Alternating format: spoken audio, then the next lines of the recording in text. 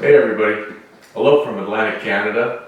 If you're watching this video, you're probably drunk and you clicked on the wrong music video, or you're watching this video to get some tips on hooking up a generator HomeLink manual transfer switch. So flash up your generators and let's get started.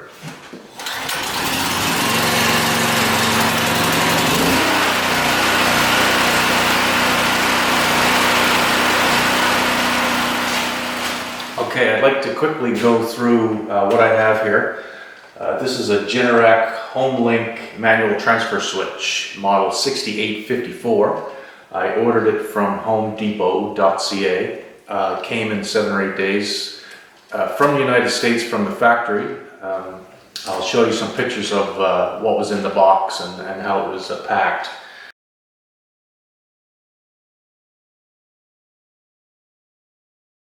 What came in the box was the main panel itself with 8 breakers.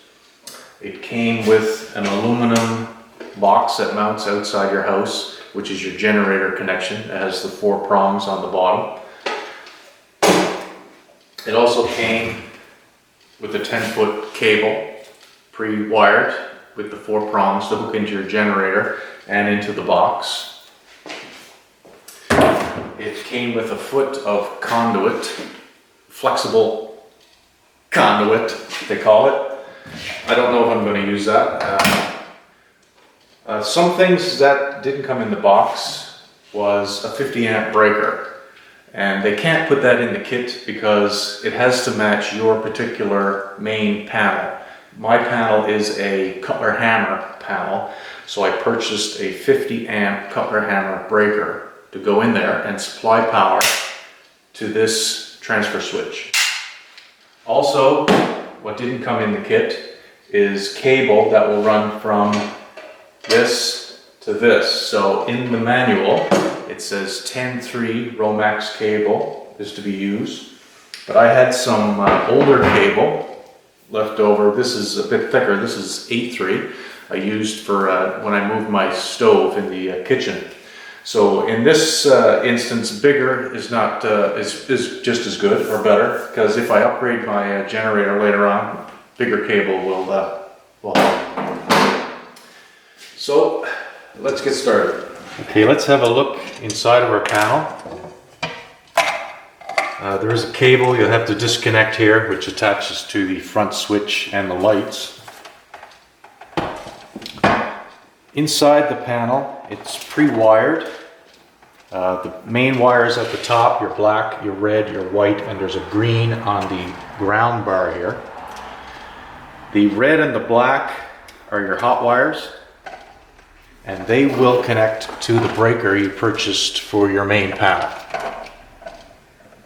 And that will supply power to the transfer switch. The white is the neutral that will connect to your neutral bar on your main panel, and your green is your ground, and that will attach to the grounding bar on your main panel. The breakers themselves are just regular Siemens breakers. Like I said, they're pre-wired and color coordinated to make things easier. I purchased 2 space-saving mini breakers to replace 2 of these 15 amp breakers, and I'll explain why I did that later on. So this was my original generator and setup. It was a 3500, a small generator. I was running heavy-duty extension cords throughout the house, and as you probably know, that's a pain. So I recently purchased a Generac GP5500 with starting watts at 6875 and constant running wattage of 5500. I really like it. It starts first pull, it's good quality, and it's probably why I bought the Generac manual transfer switch to pair up with it. You don't have to buy a Generac panel, but that's a good, safe way to do it. I have a lot of friends who are backfeeding through their dryer outlet, which is not safe. So we'll do it the right way, and let's go through it. I'll show you my panel. So this is a Cutler hammer panel. All of the breakers are labeled on the panel cover itself.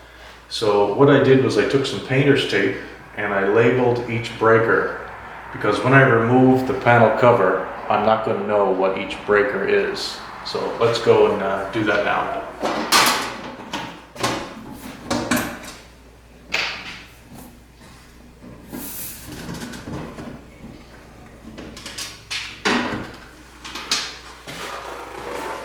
Okay, so in my panel I've chosen 8 circuits to run off my generator from my manual transfer panel. Fridge, furnace, master bedroom lights, plugs, ensuite, main computer, internet, kitchen lights, living room lights, also my septic high level alarm and my septic pump. One thing I'm lucky with here is I have city water, so I don't require a 220 connection that will take up 2 spots in my transfer switch. So all mine will be 110. One problem I have is, you can see I don't have any spaces left in my panel, so I'm going to have to realign and take some breakers out so I can get that 50 amp breaker in here to power my panel. One good thing about having the transfer panel and connecting the generator this way is that I will end up with extra spots on my panel, which is good because now I have no spots, and I was thinking about getting some air conditioning hooked up, which is 220, and some other things for my pool, so now I'll have some extra spots. Another problem you can see here for a non-licensed electrician is I have 3 conductor wire to most of my breakers. And what that means is that a single cable coming in has a red, a black, a white, and a bare ground wire. And these wires are going to 2 separate breakers. So for instance, it could be the red wire could be supplying my kitchen lights and some counter receptacles, and the other one could be a closet that I don't really care about. Unfortunately, I have to remove both of these circuits and put them in my panel, even though I don't want the closet light. There's probably a way around it, and a licensed electrician could probably figure it out, but to keep it simple, with my knowledge, is I'm just going to have to remove both. And that's the reason I bought those space-saving mini breakers I was talking about earlier. So I'm going to squeeze those into my panel, even though I'm not going to turn on those receptacles. I'm going to mount my manual transfer switch here on the wall next to the panel. I'm probably going to use a longer conduit to come in and join into a junction box here. The manual states that you can bring the pre-attached wires from your transfer switch into your main box, and you can marret them inside the box. In Canada, you can't do that. There's a code that says you cannot use your main panel as a junction box, which sort of sucks. That would save a lot of time. So I either have to disconnect each breaker and run the wire over to my manual transfer switch, and I don't have a lot of play the way my wires are because it's on an outside wall, insulated wall. So what I can do, which is code, is mount a junction box here and run these cables into the junction box, and the pre-wired breakers will connect up inside the junction box. So that's what I'm going to do.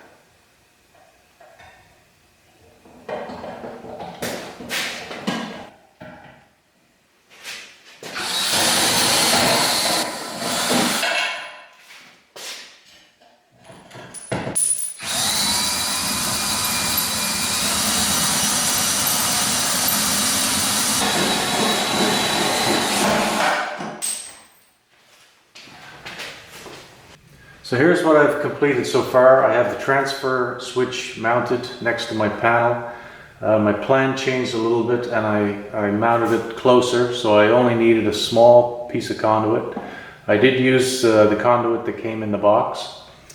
I had a couple of junction boxes left over from a surveillance job that I did, so I just reused those.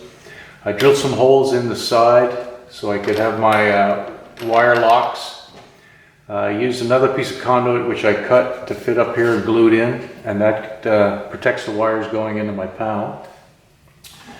The transfer switch only has 2 knockouts on each side, and there's a small one on the top. And my box is going to be mounted below, so I drilled a 1 3/8 hole in the transfer switch case bottom, and that'll fit my conduit that I bought.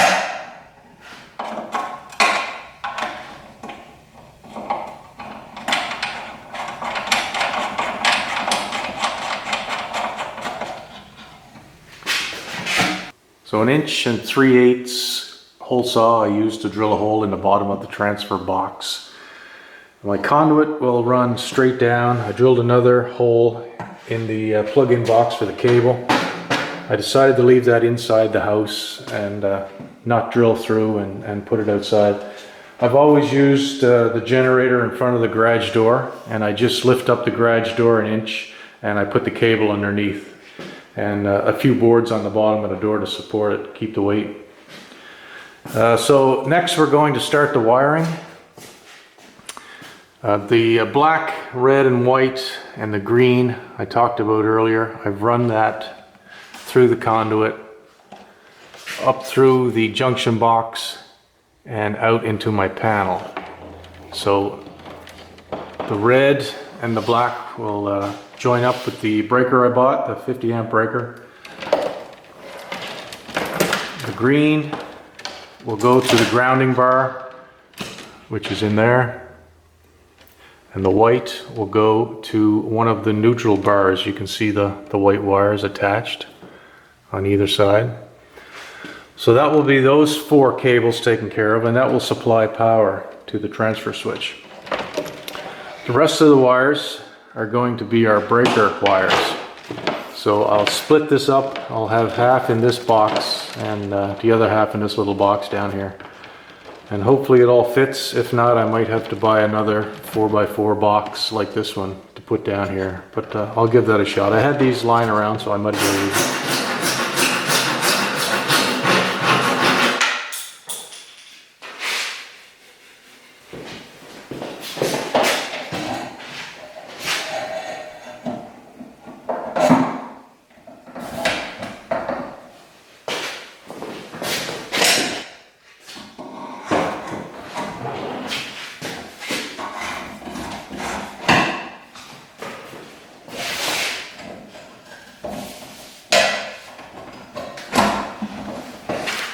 Okay, I've run my 8-3 cable through my transfer switch down through the conduit into the plug box. The black, red and white wires will attach to the corresponding colors here. So you have a black terminal here, red terminal here, your white terminal here, and your bare ground will go to the grounding bar over here. Follow along down inside the plug box, and there are markings on the back of the plug, but they're hard to see, so I used a white paint marker and I transferred them. So Y is going to be your red, W is going to be your white, and X is going to be your black. Your ground is already connected to the plug, but it'll connect into this wire here, so all the grounds will connect together. So we'll get started on that.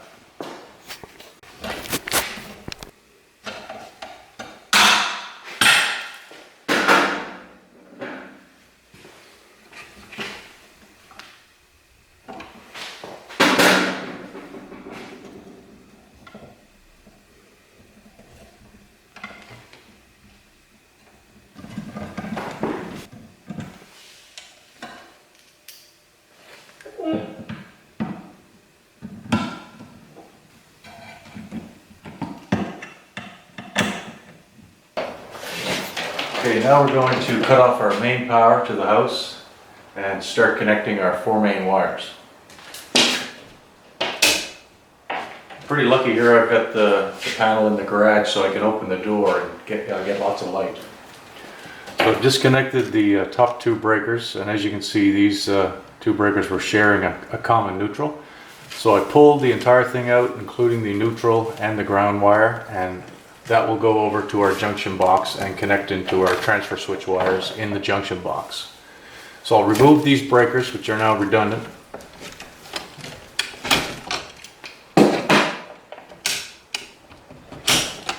And replace them with the 50 amp 2-pole breaker that I purchased.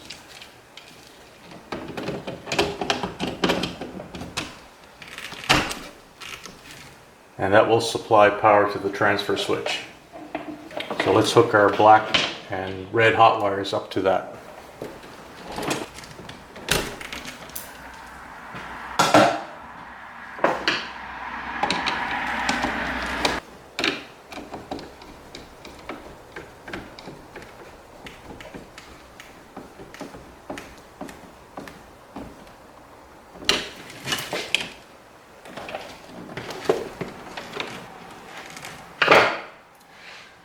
Okay, that's those 4 wires completed. So the black and the red are connected to our new breaker.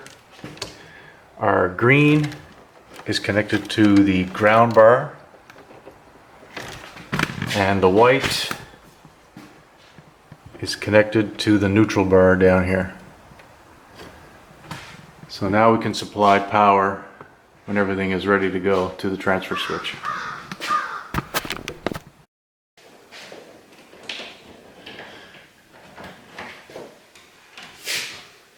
Okay, fast forward an hour plus, I'm nearing completion of the transfer switch install.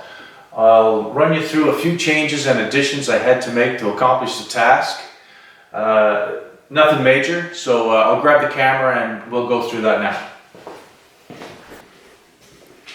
So all of the breakers I want to run on the generator have now been, the wires have been disconnected and run into the junction boxes.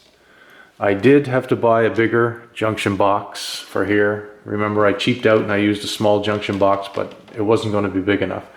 So I put a bigger junction box in here.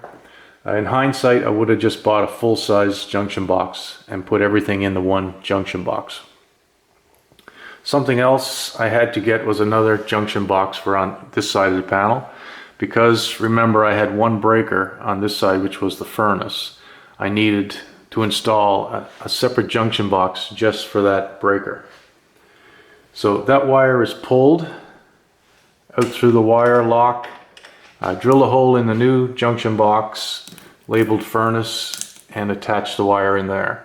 So one thing you have to remember is you'll need a ground. So I got another green wire, ground wire, and ran that, connected it to the ground and ran it through the conduit into the panel, and that attaches to the grounding bar inside your main panel.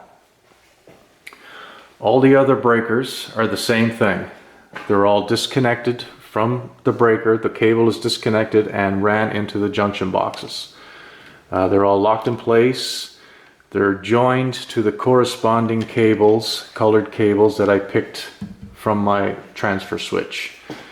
The neutrals are also connected with the strands of white neutrals that came from the transfer panel. The ground wire, I attached all the grounds together and ran another ground up through the conduit into my main panel and attached to the grounding bar inside the main panel. I wasn't sure if I require another grounding wire to attach to this panel, so I will ask the electrician that, because I will get it certified and make sure everything is proper before I get everything going. Something else I wasn't too sure about was this cable inside here, which was the single wires I had to run for my furnace. I do believe there's a Canadian code that says you can't use your junction box as a pass-through. And that's what this would be doing. I would be passing through a wire to another conduit or another junction box. So really, for code, I probably should have ran another conduit over for this single junction box, but I'm hoping he's going to sign off on that because it is pretty neat and it's only one wire, one breaker, so that should be good. But I'll let you know how that works out and any changes that he wants me to do. And if it's anything serious, I'll get him to do it while he's here. So now I'm going to button everything back up, put the covers back on, poke everything in the boxes. Then we're going to flash up the generator and see if everything works.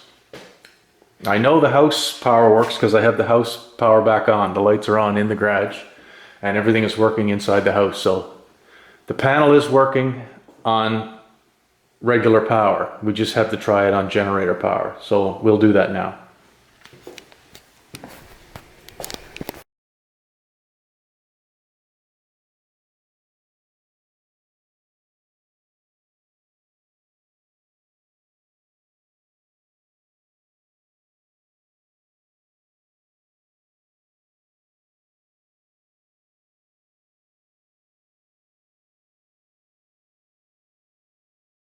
Okay, I have to prove now that I didn't burn the house down and we can run off generator power, so I'm going to flash the generator and take you on a little tour and show you how everything works.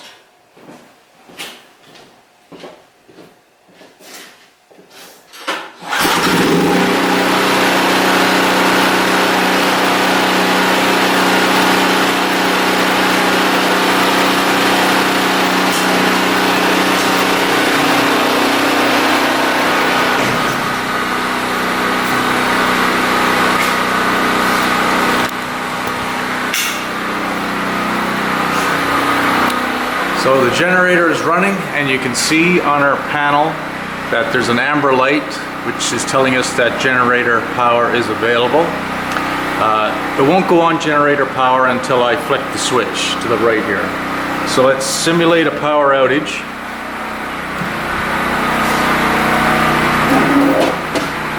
So we'll turn off our main breaker.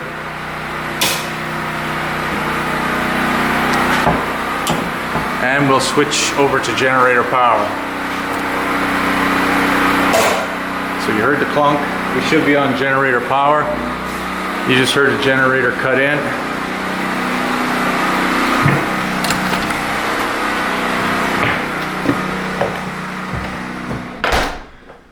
So I can see down the end of the hall that my bedroom light is on. My battery powered light is on there, so that means there's no power to that receptacle, which is not an issue. Kitchen lights. We have light. We have fridge. We have cold beer.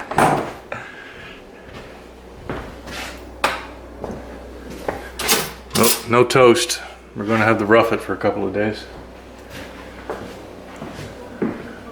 The TV just turned back on, so we have entertainment. Well, it's trying to turn back on.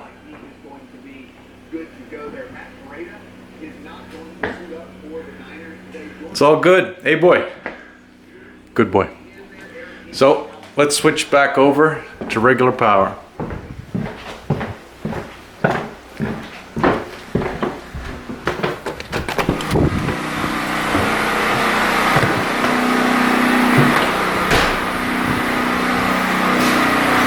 So you're in your comfortable chair and your wife says, hey, the street light just came back on. So you come out to your generator panel and you notice that now we have two lights. Green, good to go for utility power. We're still running on generator power. So we will switch over to power from the pole.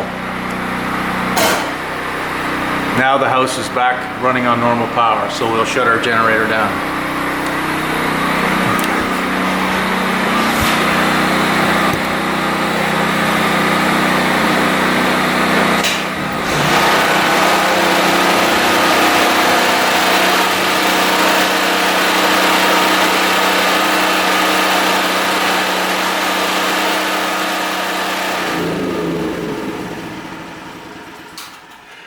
that concludes the install of the Generac manual transfer switch install. It wasn't a hard job. Mine was a little more complicated because I had to add the, I've already mentioned the junction boxes.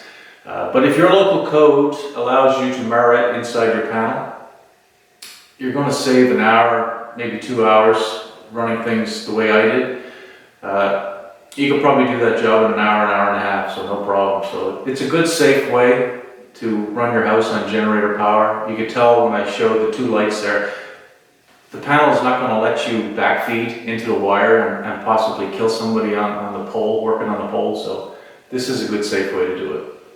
So I hope you enjoyed the video and learned something, and if you have any questions, just leave them down in the comments, and if anybody picks up anything that I did wrong, please point it out, and if it's something serious, I'll add it to my disclaimer up top. So good luck with your project. Thank you.